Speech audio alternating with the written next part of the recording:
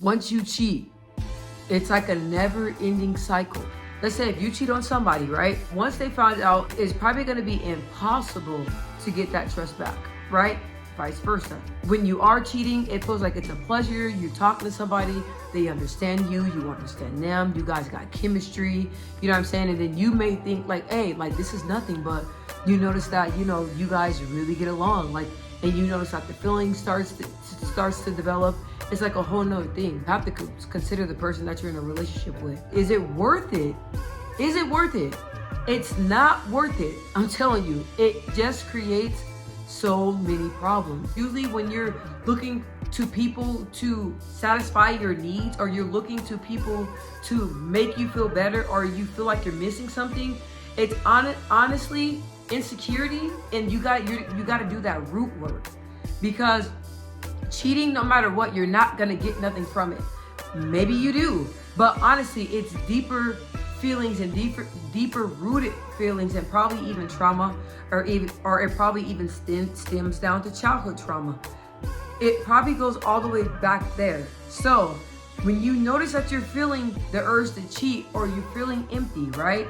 It's better to do the research within yourself, talk to God, and figure out what it is that is going on.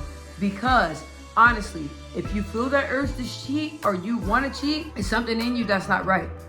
Because if you were whole and you're happy with yourself, you wouldn't have to go and find love somewhere else.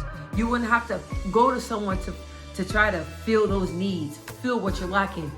You have to fill that. Let me pause. God has to fill that void. You have to allow God in to fill the void. If you're not happy with yourself, if you have daddy issues, if you have mama issues, if growing up you know cheating is normalized, what is it? I don't understand the what is it? Monty Molinist? I don't know. You know, when you're in a relationship with more than one person, growing up is just cheating. When it comes to you being in a relationship with multiple people and all that other stuff, like honestly, what is that gonna solve? God has to fill your needs. And if you really love that person, you don't want to take the risk of never ever getting them back. It's just not worth it. It's not. And it just can mess up your whole entire life. It can become very, very, very a big messy situation. And do you really want that for yourself? It takes a lot of energy and self-control to sit by yourself and try to figure out, why am I feeling the urge to cheat? Why do I feel like I need validation? Why am I seeking attention? Why do I need mental stimulation? What is going on? I'm with somebody. Why is that person not fulfilling my needs? Why are my needs not being met? These are real questions that you have to sit down and ask yourself. Find out the answers. Find out what needs need to be met. I've never been a codependent person. I've never been that. I don't believe in rebounds. I don't believe in any of that stuff.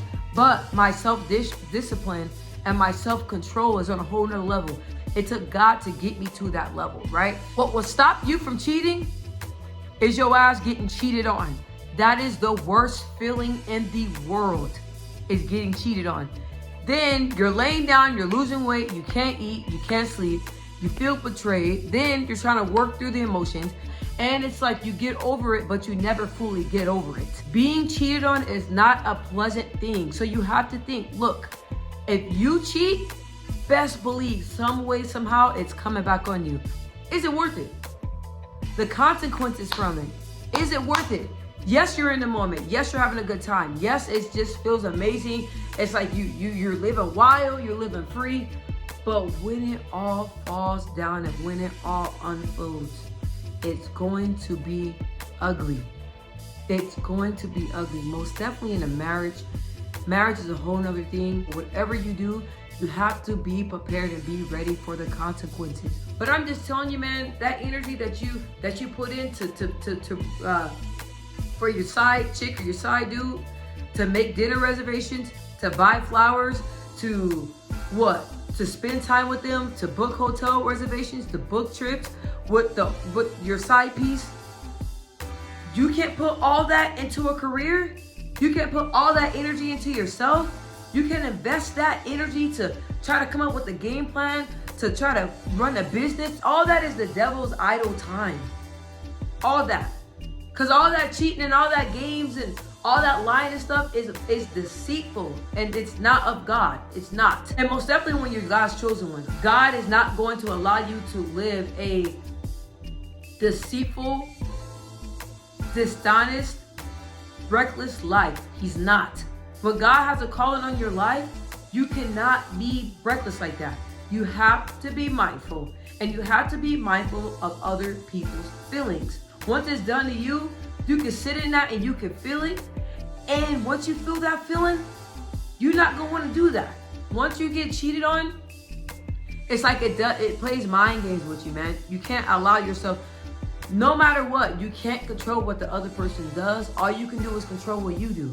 And as long as you're doing right and you're invested in yourself and you're staying in your Bible and you're praying and you're making your dreams come true and you're hustling and you're getting money and getting your finances together and you're getting your mental stronger and you're taking care of your family, your kids, you're succeeding in your life, your job. Once you feel that feeling of really putting God first and really staying focused and really not allowing the devil to come in to bring all that chaos in your life, you're gonna love that and you're gonna keep putting out good energy because you're getting back good energy. That's what it's about. So I'm just telling you, I'm not telling you how to live your life, but think, man, before you do it. Think. And most definitely if you really love that person, and even though you're not right, you still want to spend the rest of your life with the person, and even though you cannot be faithful, it's still hard for you to be faithful, but you love this person, you may take that person for granted. You may think that no matter what, that this person's not going to leave you. Eventually, they are. They're going to get tired. They've been faithful and honest with you. They're going to want that in return. And guess what? They can find that and they will get it. They will get it because they put off that good energy. It's like the worst thing you want to do is lose somebody you love. Because once you lose them, that's it. And nowadays, people realizing they worth. Figure out what's going on with you. Because cheating is not the answer, man. I'm telling you, nothing's good is gonna come out of it. It's gonna come back around and you will end up losing the person you love. So is it worth it?